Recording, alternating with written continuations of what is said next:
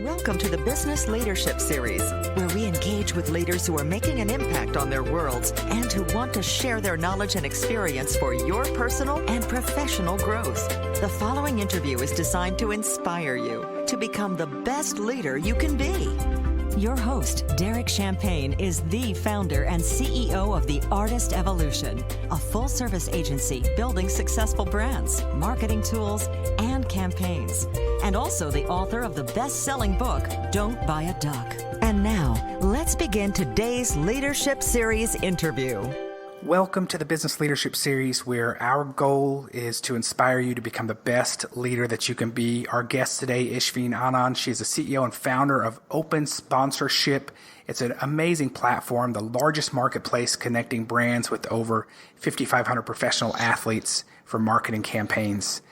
Anand has also been named for Forbes 30 Under 30 Sports list, and also her company has been a Sports Technology Award finalist, category of Best Technology, facilitating commercial returns. Ishveen, thanks so much for joining us today.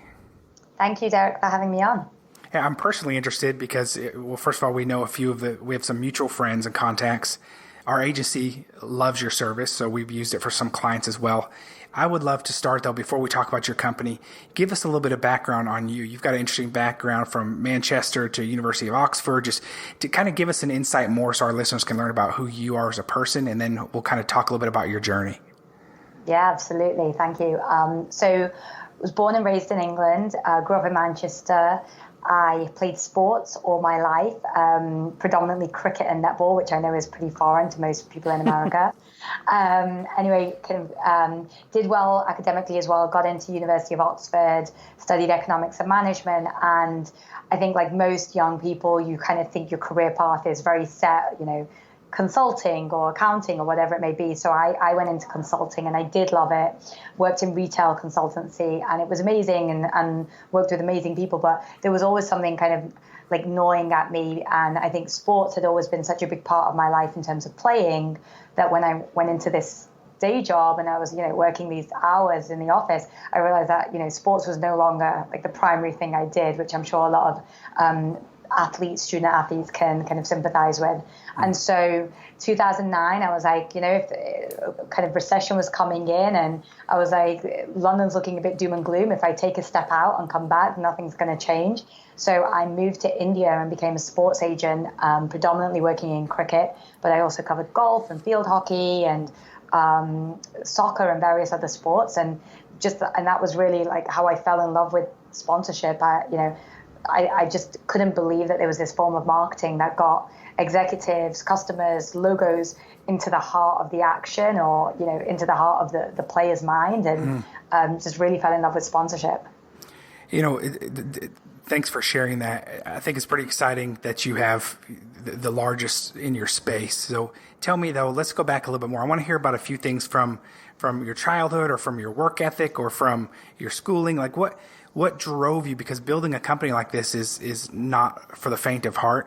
It's one thing to have an idea, and we talk about this often, and it's another thing to actually execute and follow it. And founded in 2009, is that correct? So Open Sponsorship was actually founded in, it's been about 4 years now. Okay. So fell into sponsorship 2009, but didn't have the idea for the company until probably late 2014 and launched the website 2015. So that's a relatively short amount of time to launch a business that is doing this well. So give us some insight into some things in your background that helped you with your drive and your focus that has helped you today. Yeah.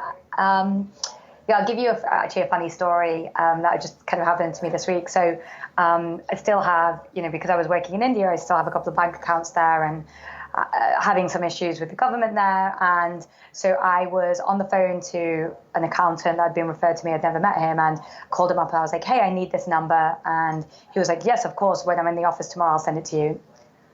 Radio silence. Next day, called again. He was like, yeah, 5 minutes. I'll send it to you 5 minutes. Nothing happened again and again. And America's much better. England's obviously developed world much better as well. But like working in India, you really learn to the job is never done until it's literally done. Like you can never take anyone's word for it. You have to do it yourself. You have to lead by example.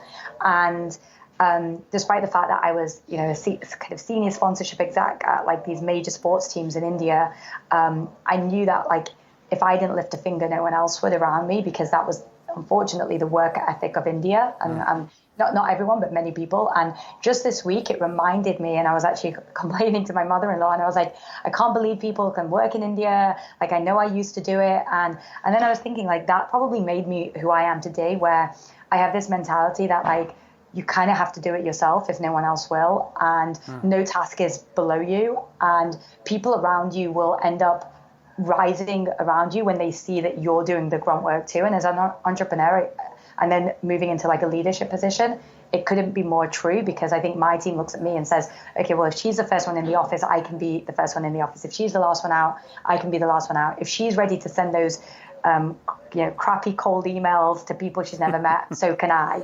And so I think like that, a lot of my like work ethic probably comes from like being taught how to be successful in India. And I think it translates over to the business world. Thanks for sharing that. How do you stay so focused? It takes great focus to not get distracted and to build something that's streamlined and so clean, like this product that you've built that's a two-sided marketplace. How do you maintain that focus and not get distracted? You know what I've realized is, and I think actually doing sales myself, less so now, but at the beginning, obviously I was the only person doing sales, has really helped. And what I realize is that you and I can have a conversation, Derek, and I might suggest all these really like great ideas to you. When you turn around and go back to your desk, or let's say we discuss over dinner and drinks, and in the morning you go back to the office, your inbox is full of hot fires, like top priorities that you need to work on. And what we talked about is like essentially irrelevant to a lot of that stuff. And if it is relevant, then boom, we've just done something magic and we're going to work together. We're going to have a successful partnership.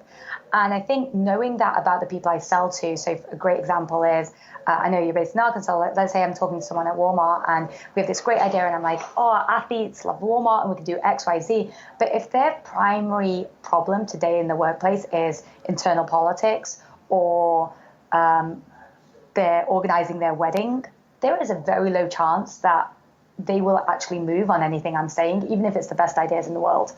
And so I reverse that for myself, and I now recognize that it's kind of fun always to talk about, like you and I could talk about an idea, but I also know that when I turn to my desk, my inbox is full of my team's needs, like whether it's financial or whatever it may be.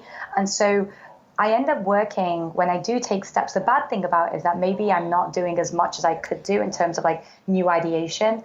But the good thing about that is I know that what I'm doing is complementing the needs of the business today. Oh, that's great.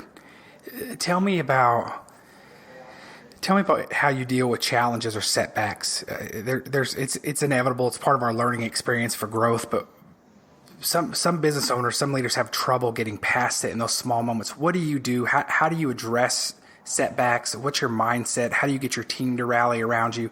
What does that scenario look like? Yeah, it's a good question. So I think personally, I think I'm really good at dealing with challenges and setbacks. Maybe the athlete side. Yeah, I've got this.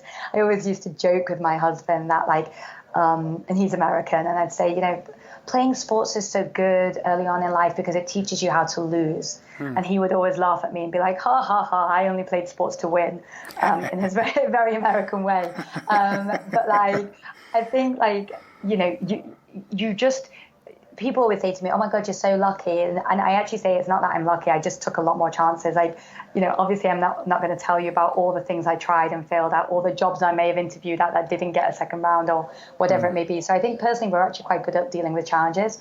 I think the hardest thing is optics. And it's interesting because you actually talked about team. And I think that's where most people slip up. So let's say I have an employee who leaves, and for me, for the company, doesn't make that much of a difference. It was probably a good thing. It's mutual. But what does it do to team morale? And what does it say about me as a leader? And did I fail? And I think the team side of things is really hard. And to be honest, I'm still working through that.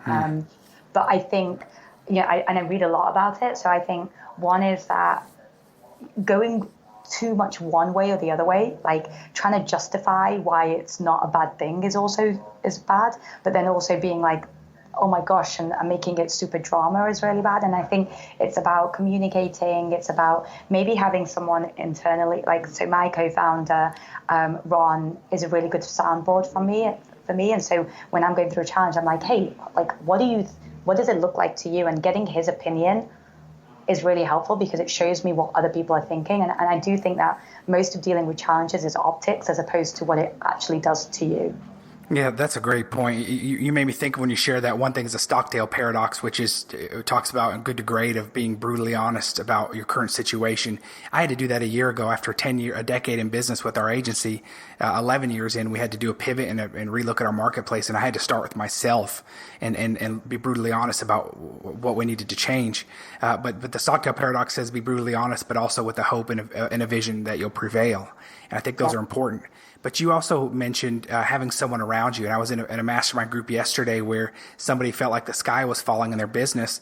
And they talked to 9 other business owners, and it was all things we all commonly dealt with. So tell me about having a mentorship or having people around you to help support or to help you in your role as a visionary, as a CEO, as someone that's charged with the vision of growing the company. How important is that, and what does mentorship or accountability mean to you?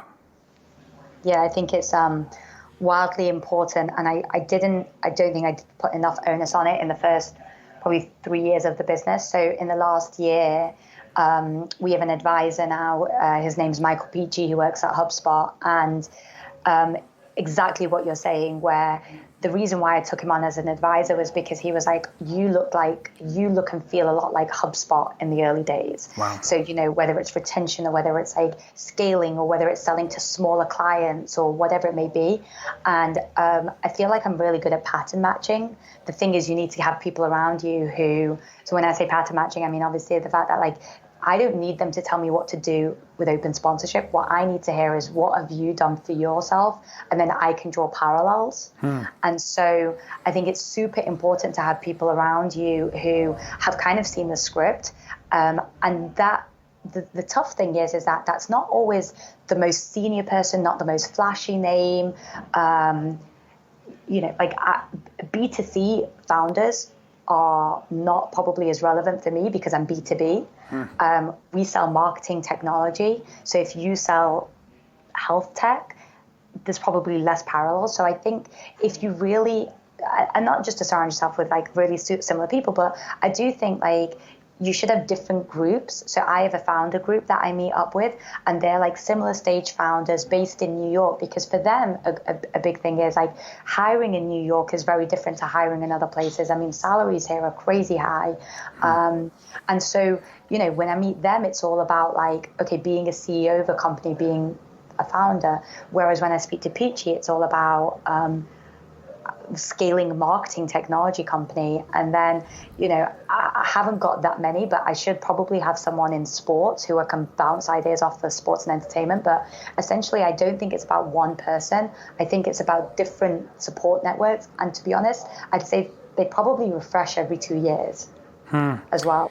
You shared something really interesting. I don't remember what you called it. I want you to share it again, please. But you talked about drawing your own parallels from their story and their experience. Pattern matching. Yeah. And I'll tell you why it's so important, because when you sit down with someone and they say, well, you should do this, you should do this, you should do this, it's exactly looping back to what we were talking about earlier, where they might have these great ideas, but they might not even fit into what your priorities are today. I mean, how many people, when they give advice, first say, okay, well, Ish, tell me all of the things that you need, or what are your biggest fires? And then how often are you honest about that for them to give you the best recommendation? And so the reason why I love pattern matching is because I'm like, listen, you tell me what you did, and I should be able to draw stories out of that apply to me, as opposed to like you giving me some hypothetical thing about my company. It's really great. Thank you for sharing that. I'm taking notes right now for myself, because that just is so relevant to my world too, and a couple of companies. And thanks for sharing that. I want to talk about your business. Let's tell us a little bit, give us a plug, and give us kind of the overview about open sponsorship. I'm personally familiar with it, but I want our listeners to know more about it if they don't already. Yeah, no, absolutely. Thank you. So Sports sponsorship, as I said, fell in love with it. Wonderful form of marketing, $60 billion industry, but heavily reserved for the top biggest brands. I mean, you're talking like Fortune 100. And when you think about sports sponsorship, you think Madison Square Gardens and big brand, and then you think about maybe LeBron James or Hulu, big company, big budgets. And so where I came at it was, why are these connections not being made for non-Fortune 500, or even within Fortune 500? Like, why are they not being made for smaller brands or whatever it may be? And so I just felt like there should be a place. I looked at LinkedIn, I looked at Airbnb, and I thought these industries, recruitment, dating, real estate, they've been absolutely revolutionized because of a marketplace where there is full transparency between what's available, what's on offer, price point, and the needs of the other party. And I thought, why is there not one of those for ours? And so, like you mentioned, we are the largest marketplace. We have over 5,500 athletes. And what we do really well is saying, if you have the money to spend on LeBron James, we obviously love to work with you. But the chances are you know how to get that direct. But when it comes to working with Jordan Clarkson or, like the NFL player that's a linebacker who's very influential regionally and who may have like a decent following, but, his agent lives in LA, he doesn't really understand his interests, that's where we come in with our marketplace. I love it. Thanks for sharing that. What are you most proud of to date? It can be a big moment. It can be a small moment. Small moments are big sometimes too. But what's your proudest memory or your proudest accomplishment? There's quite a few, and it's obviously like there's a good team of us. I think one of them that does stand out is we managed to get an investment from Baron Davis, who's the NBA All-Star. And I'd say the reason why, and I know there's a lot of athletes who are investing in startups, but you have to realize Baron Davis was basically retiring from basketball. I basically just moved to the country, so I moved here 2013, and I had no background in American sports. I basically knew my husband and two other people in America, and so him investing in us showed that you can break through all those barriers and you can get in front of someone and you can deliver the pitch. And it took about, I met him for the first time at CES in Vegas, and then he invested in us in July. And it was a sizable check. And I just think for me, it gave me a lot of validation that an NBA All-Star invested in us. But personally, I felt like here's a British Indian girl who had no reason being in that room. I managed, and it says a lot about him, but it was also a very proud moment for me. Thanks. That's amazing. That's quite an accomplishment. And I know it's been a fast ride. It probably feels like a long time when you're in the day to day, but it's moved fast. And looking, I've had several companies. Some have failed and some have done all right. But they haven't always launched and grown as quickly as what you're doing. So that's really big kudos to you for that. I want to ask you a few more questions. One is, the question of balance comes up all the time. So, how do you how do you find balance? How do you find time for hobbies and your health? But I want to know in that conversation, how do you take time to celebrate wins with all the things that are happening? What do you do? How do you do that? I know a lot of ambitious people move right past those things, myself included. We're on to the next thing and we're building. How do you take time to celebrate wins? Yeah, it's really important. Great question, really important. So micro things that we'll do is, so we get an email every time a deal is accepted. It feels really nice, and it could be the smallest deal, it could be a big deal. I think making sure that you have systems in place to let people know, so everyone in our company gets it, and our advisor gets it, my husband gets it, and so I think those little things really help. So I would encourage everyone to have you meet a lot of startups where a bell goes off every time every time a customer signs up. A lot of times it's not about someone chanting the success; it's just about you having a process that allows you to enjoy them. So I think that's really important. I do think that if celebrating success is so important for team morale, because conversely, when it's not going successful, you do have to highlight it. And so if you don't celebrate the success, I mean, for people who don't, who think it's unimportant, what happens is then you only have a culture of highlighting the negative, not the positive. So super important to do that. And then I do think there are things like you're saying. I think as a CEO founder, like, it is really hard when you're like, well, I've still got so much more to do, right? Like, we are in the process of signing a major media company, and I know the second that we sign them, it's going to be like, cool, what next? Right.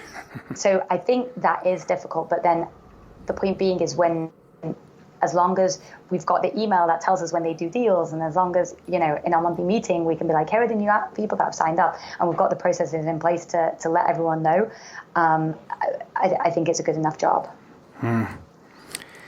Anything else you want to share with us just before we go? I want to first of all, opensponsorship.com, visit there, but any other final messages or top of mind message you want to share about leadership style or advice and admonition for our audience? Yeah, no, you said something interesting about balance, and I think that's really, it's a big issue at the moment. There's a lot of like books about like working less and having a balanced life.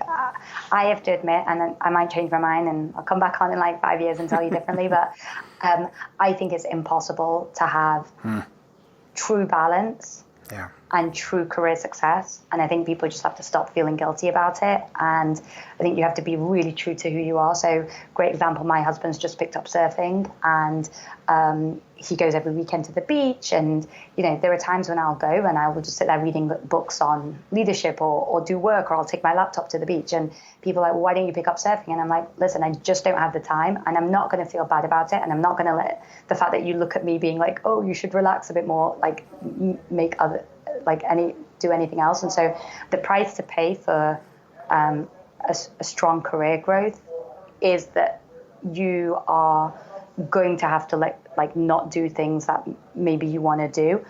I think what you have to realize is what's important to you. So working out is very important to me. Exercise is very important to me. My family is very important to me. So I know what I'll make time for, but I don't need to be the person that goes to the museum every weekend because that's cool, because I'm okay not doing that. And I think that's when you see people get burnt out, it's because they're trying to just be everything to everyone and do everything. And it's just impossible. Well, that's great advice. Thank you so much. Permission to, if you're going to embrace that side, permission to embrace it and not feel guilty about it. Yeah. That's excellent. Ishveen, thank you so much. Our guest, Ishveen Anand, CEO, founder of Open Sponsorship, opensponsorship.com. Thanks again for being our guest, and we look forward to watching the next great things that you're doing. Awesome. Thank you, Derek. You've been listening to the Business Leadership Series, where we engage with leaders who are making an impact on their worlds and who want to share their knowledge and experience for your personal and professional growth. This interview was designed to inspire you to become the best leader you can be.